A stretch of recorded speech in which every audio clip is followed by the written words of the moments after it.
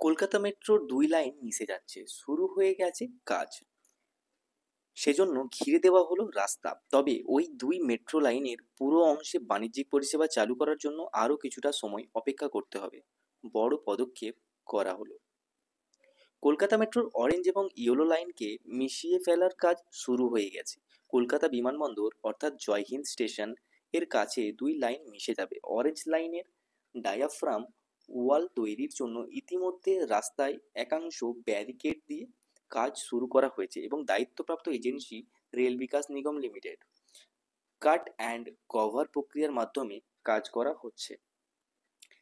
এমনিতে কলকাতা মেট্রোর orange line বলতে নিউ গড়িয়া থেকে এয়ারপোর্ট পর্যন্ত অংশকে বোঝানো হয়, আর ইয়েলো লাইন বলতে বোঝানো হয় নোয়াপাড়া বারাসাত রুটকে। আপাতত অরেঞ্জ লাইনের নিউ গড়িয়া থেকে রবি পর্যন্ত বাণিজ্যিক পরিষেবা চালু করা আছে, আর প্রথম দফায় ইয়েলো লাইনে নোয়াপাড়া থেকে এয়ারপোর্ট পর্যন্ত অংশ বাণিজ্যিক পরিষেবা চালু করা হবে। এমনিতে নোয়াপাড়া থেকে এয়ারপোর্ট পর্যন্ত 7 কিলোমিটার অংশে প্রায় পুরোপুরি তৈরি করা হয়েছে। ইতিমধ্যে ট্রায়াল রানও হয়েছে। শুধু কমিশনার অফ রেলওয়ে সেফটির পরিদর্শন বাকি আছে। সিআরএস এর পরিদর্শনের পরে অনুমোদন পেলেই ওই অংশ বাণিজ্যিক পরিষেবা শুরু হতে পারে বলে আশা করা যাচ্ছে। যদিও কবে সিআরএস পরিদর্শন হবে তা এখনো স্পষ্ট নয়। তবে অরেঞ্জ এবং ইয়েলো লাইনের পুরো অংশ বাণিজ্যিক পরিষেবা শুরুর জন্য আর কয়েক বছর অপেক্ষা করতে হবে। এই ২ লাইনের কাজ নিয়ে একাধিক জট আছে। এইসব জট কাটিয়েই দ্রুত নিউ গড়িয়া থেকে এয়ারপোর্ট এবং নোয়াপাড়া থেকে বারাসাত পর্যন্ত মেট্রো লাইনের চলাচলের চেষ্টা করা হচ্ছে।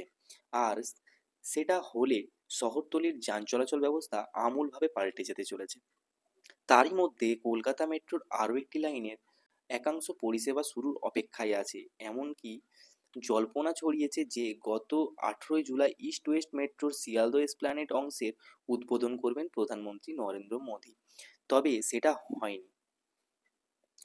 তবে ওই অংশের উদ্বোধন হবে তা অবশ্য স্পষ্ট নয়। এই অংশ জুড়ে এই অংশ জুড়ে গেলে ইস্ট ওয়েস্ট মেট্রোর পুরো অংশে পরিষেবা চালু হয়ে যাবে।